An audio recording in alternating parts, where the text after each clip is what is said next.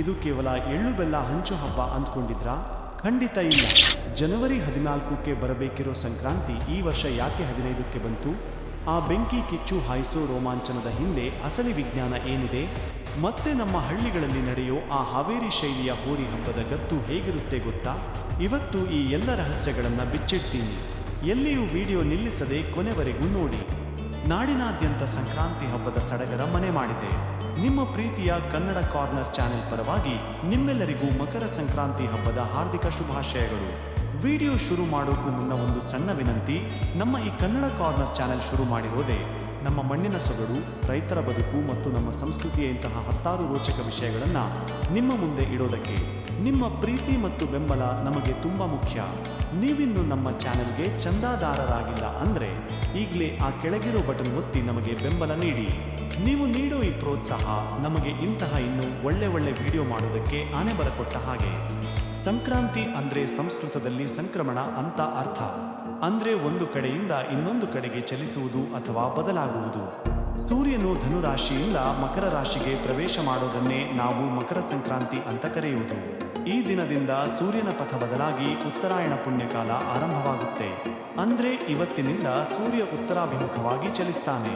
ಇದರಿಂದಾಗಿ ಹಗಲು ಹೆಚ್ಚಾಗುತ್ತಾ ಹೋಗುತ್ತೆ ಮತ್ತು ಚಳಿಗಾಲದ ಅಂತ್ಯವಾಗಿ ವಸಂತ ಕಾಲದ ಮುನ್ಸೂಚನೆ ಸಿಗುತ್ತೆ. ನಮ್ಮ ಹಿರಿಯರು ಈ ಕಾಲವನ್ನ ದೇವತೆಗಳ ಹಗಲು ಅಂತ ಕರೆದಿದ್ದಾರೆ. ಅದಕ್ಕೆ ಇದು ಅತಿ ಶ್ರೇಷ್ಠವಾದ ಸಮಯ. ತುಂಬಾ ಜನರಿಗೆ ಇರೋ ದೊಡ್ಡ ಅನುಮಾನ ಅಂದ್ರೆ ಸಂಕ್ರಾಂತಿ ಅಂದ್ರೆ ಜನವರಿ 14 ಅಂತಾನೆ ಫಿಕ್ಸ್ ಇತ್ತು. ಆದ್ರೆ ಇತ್ತೀಚಿನ ವರ್ಷಗಳಲ್ಲಿ ಯಾಕೆ 15ಕ್ಕೆ ಬರ್ತಿದೆ ಅಂತ. ಇದಕ್ಕೆ ಕಾರಣ ಖಗೋಳ ವಿಜ್ಞಾನ. ನಮ್ಮ ಭೂಮಿ ಸೂರ್ಯನ ಸುತ್ತಲೂ 365 ದಿನಗಳಿಗಿಂತ ಸುಮಾರು 6 ಗಂಟೆ ಹೆಚ್ಚು ಸಮಯ ತಗೊಳ್ಳುತ್ತೆ. ಪ್ರತಿ ವರ್ಷ ಈ 6 ಗಂಟೆಗಳ ವ್ಯತ್ಯಾಸ ಸೇರಿಕೊಳ್ಳುತ್ತಾ ಹೋದಾಗ ಪ್ರತಿ 70 ರಿಂದ 80 ವರ್ಷಕ್ಕೆ ಸಂಕ್ರಾಂತಿ ಹಬ್ಬ ಒಂದು ದಿನ ಮುಂದಕ್ಕೆ ಹೋಗುತ್ತೆ. ಇತಿಹಾಸ ನೋಡಿದ್ರೆ 1500 ವರ್ಷಗಳ ಹಿಂದೆ ಸಂಕ್ರಾಂತಿ ಡಿಸೆಂಬರ್ 31ಕ್ಕೆ ಬರ್ತಿತ್ತು. ಮುಂದೆ 2050ರ ಸುಮಾರಿಗೆ ಈ ಹಬ್ಬ ಜನವರಿ 16ಕ್ಕೆ ಬಂದರೂ ಆಶ್ಚರ್ಯ ಪಡಬೇಕಿಲ್ಲ. ಇದು ಸಂಪೂರ್ಣವಾಗಿ ಸೌರಮಂಡಲದ ಚಲನೆಯ ಮೇಲಿರುವ ಲೆಕ್ಕಾಚಾರ. ಸಂಕ್ರಾಂತಿ ಅಂದ್ರೆ ಅದು ರೈತರ ಹಬ್ಬ. ಹೊಲದಲ್ಲಿ ಬೆಳೆದ ಬೆಳೆಗಳಾದ ರಾಗಿ, ಭತ್ತ, ಶೇಂಗಾ ಎಲ್ಲವೂ ರಾಶಿ ಮಾಡಿ ಮನೆ ತುಂಬುವ ಕಾಲ. ರೈತ ಇಡೀ ವರ್ಷ ಪಟ್ಟ ಕಷ್ಟಕ್ಕೆ ಪ್ರತಿಫಲ ಸಿಗುವ ಸುಗ್ಗಿಯ ಕಾಲ ಇದು. ತನಗೆ ಬೆಳೆ ತೆಗೆಯಲು ಸಾಥ್ ಕೊಟ್ಟ ಪ್ರಕೃತಿ ಮತ್ತು ದನಕರುಗಳಿಗೆ ಕೃತಜ್ಞತೆ ಸಲ್ಲಿಸೋಕೆ ರೈತ ಈ ಹಬ್ಬವನ್ನ ಆರಿಸಿಕೊಂಡಿದ್ದಾನೆ.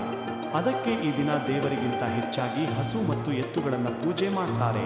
ಹಸುಗಳನ್ನು ತೊಳೆದು ಅವುಗಳ ಕೊಂಬಿಗೆ ಬಣ್ಣ ಹಚ್ಚಿ, ಗೆಜ್ಜೆ ಕಟ್ಟಿ, ಹೂವಿನ ಹಾರ ಹಾಕಿಸಿ ಶೃಂಗಾರ ಮಾಡೋದನ್ನ ನೋಡೋದೇ ಒಂದು ಚಂದ.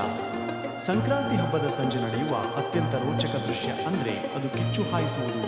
ರಸ್ತೆಯ ಮಧ್ಯೆ ಒಣ ಹುಲ್ಲಿನ ರಾಶಿ ಹಾಕಿ ಅದಕ್ಕೆ ಬೆಂಕಿ ಹಚ್ಚಿ ಅದರ ಮೇಲಿಂದ ಎತ್ತುಗಳನ್ನು ಓಡಿಸ್ತಾರೆ. ಇದನ್ನ ಯಾಕೆ ಮಾಡ್ತಾರೆ ಅಂದ್ರೆ ಇದರ ಹಿಂದೆ 2 ಮುಖ್ಯ ಕಾರಣಗಳಿವೆ. ಮೊದಲನೆಯದು ವಿಜ್ಞಾನ. ಚಳಿಗಾಲದಲ್ಲಿ ಹಸುಗಳ ಮೈ ಮೇಲೆ ಉಣ್ಣೆ ಅಥವಾ ಸಣ್ಣ ಕ್ರಿಮಿಗಳು ಸೇರಿಕೊಂಡಿರುತ್ತವೆ. ಬೆಂಕಿಯ ಶಾಖ ತಗುಲಿದಾಗ ಆ ಕ್ರಿಮಿಗಳು ಸತ್ತು ಹೋಗುತ್ತವೆ. ಇದರಿಂದ ಹಸುಗಳ ಆರೋಗ್ಯ ಸುಧಾರಿಸುತ್ತೆ. ಎರಡನೆಯದು ಧೈರ್ಯ. ಎತ್ತುಗಳಿಗೆ ಬೆಂಕಿ ಅಂದ್ರೆ ಭಯ ಇರುತ್ತೆ. ಆ ಭಯ ಹೋಗಲಾಡಿಸಿ ಅವುಗಳನ್ನು ಯುದ್ಧಕ್ಕೆ ಸಿದ್ಧ ಮಾಡುವಂತೆ ಧೈರ್ಯವಂತವಾಗಿ ಮಾಡೋದು ಇದರ ಉದ್ದೇಶ. ಇದು ನಮ್ಮ ಮಣ್ಣಿನ ಸಂಪ್ರದಾಯದ ಒಂದು ಶಕ್ತಿ. ಇನ್ನು ನಮ್ಮ ಹಾವೇರಿ, ಶಿವಮೊಗ್ಗ, ಶಿರಸಿ ಭಾಗದ ಕಡೆ ಹೋದ್ರೆ ಅಲ್ಲಿರೋದು ಹೋರಿ ಹಬ್ಬದ ಅಬ್ಬರ. ರೈತರು ತಮ್ಮ ಹೋರಿಗಳನ್ನು ಸ್ವಂತ ಮಕ್ಕಳಿಗಿಂತ ಹೆಚ್ಚಾಗಿ ಸಾಕ್ತಾರೆ. ಬಾದಾಮಿ, ಪಿಸ್ತಾ, ಮೊಟ್ಟೆ ತಿನ್ನಿಸಿ ಮೈದಾನಕ್ಕೆ ಇಳಿಸ್ತಾರೆ.